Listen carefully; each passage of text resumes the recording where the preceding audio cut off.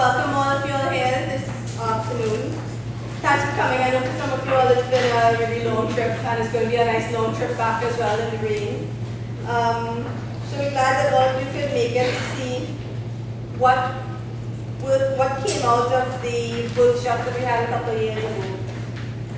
As you know, we tried to have this exact launch about a year ago, and some difficulties came up and we weren't able to have it. So sorry we had to put it off for so long, but luckily we're all here now, so we're happy to finally welcome you to the launch of this Pawi species recovery document.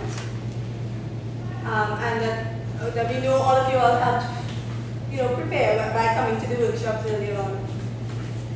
We know, all of us know here, that the Pawi is a special concern to us in Trinidad. It's also a concern worldwide, and it's considered an immediate conservation priority internationally, all over the world. Most of you here know that this situation that we find ourselves is a little bit, it's hard to deal with. It's trying to recover the species. It's a situation that was first highlighted in 1894 when Chapman, a researcher, noticed that the Pawi was already becoming a rare bird. That's over 100 years ago. So 100 years later, we have a small population number, estimated at less than 250 individuals. And we recognize that the Pawi is the fate of the Pawi is almost completely dependent on the actions of people, right, of the people in Trinidad. So I want to put that in perspective for you. 250 individuals worldwide. That is the amount of Pawi we have left here in Trinidad, left here worldwide, and it is less than the amount of leatherback turtles that come to nest on the north coast beaches during any one night of the peak season, right? So in one night, I'm sure in Grand River, sometimes you'll see more than 250 turtles a night. That represents the entire population of Pawi remaining in Trinidad, and therefore in the entire world. So it is time that we bring the public's attention to the critical status of the Pawi, and we want to come together again to implement action to preserve this endemic species. This recovery plan is one of the steps that we are making towards achieving this. Today we will briefly remind you all of the status of the Pawi, just for those of you who may need reminding. And we want to go through the major points of the plan so you'll know how we can approach recovering the species. So we hope that when we close here, when we're done here, we'll have all of your commitment with this cause as we continue to move towards recovering the species, recovering the Pawi. Okay? So I just want to go straight into just a little reminder about the Pawi. Right? Just a review of the status and ecology. Most of us here would know a lot about it. In fact, most of you all here contributed to the knowledge that we have about the Pawi. Right? So as you know, this is the Trinidad Piping-guan. We know it as the Pawi. Right? I just want to put this in perspective of birds.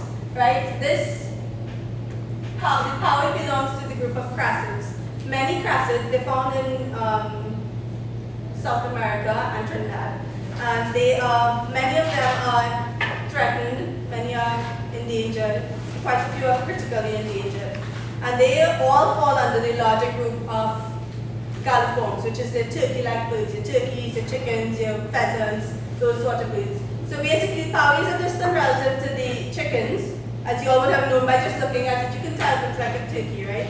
So this is basically where the Pawi fits into the animal kingdom.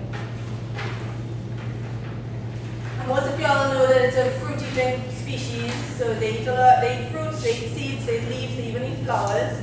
They live in the forest and usually in groups. A lot of times we see them now singly or in pairs, but historically they have been found in groups. And they're endemic to Trinidad, which means that they're found nowhere else in the world. And they're critically endangered. Critically endangered means that they're so threatened, there's so few of them left, that if nothing changes, they're very soon likely to become extinct, which means there will be none left in the world. So I just want to briefly go through some of the ecology, which most of you all will know. As you know, they prefer primary forest areas, but they and they spend most of their time in emergent trees, the taller trees above the canopy. But they will come down to the canopy to rest. Sometimes they come all the way down to the ground, but very rarely you'll see them down on the ground. But as many of you all know, especially those of you from Grand Riviere, the Pawi have been accustomed to living in more disturbed areas. So you'll see them in your estates and gardens, near houses and in clearings and stuff. It's easier to see them in those areas because they have been able to adapt from this primary forested area. Excuse me, I'm just getting over a cold there. As you know, as I said before, they feed mainly on fruit, seeds, leaves, and flowers. Sometimes the younger ones will feed on insects. You might see the older ones feed on insects as well. And most of the times you'll see them drinking water from epiphytes, especially in the rainy season or in the dry season like this one where we had a very wet dry season. But they also have been known to drink from rivers. I've never seen them drink from rivers. I'm sure some of you all have, but I've only seen them drinking from the epiphytes, the pines and trees. The Pawi, we haven't been able to narrow down on a breeding season, so we kind of expect that they actually breed for a long period of time because it's a tropical country and we have long periods of food being available, fruits and trees, etc. We know that they pair up, and most likely they pair up for life. It's not necessarily, we don't know if that's necessarily true, but they do pair up to take care of their chicks. It may take them up to 2 years to reach reproductive age, which means when they're born, they still have to develop, they have to live at least 2 years before they're able to have chicks of their own. So because of this, we're not sure, because of the difficulty in finding out about the reproduction, we're not sure what the reproductive success is for the species. We don't know how successfully they're replacing each other, the population, whether the population is growing or not. We know that nesting occurs sometimes low down, near to the ground, sometimes in small trees, and they're usually very shallow platforms. This is another feature that might affect the success of nesting. If the nest is damaged or if it's such a weak nest, it may not be able to, well, work for the entire period, and the eggs may fall from the tree, which we have known to happen.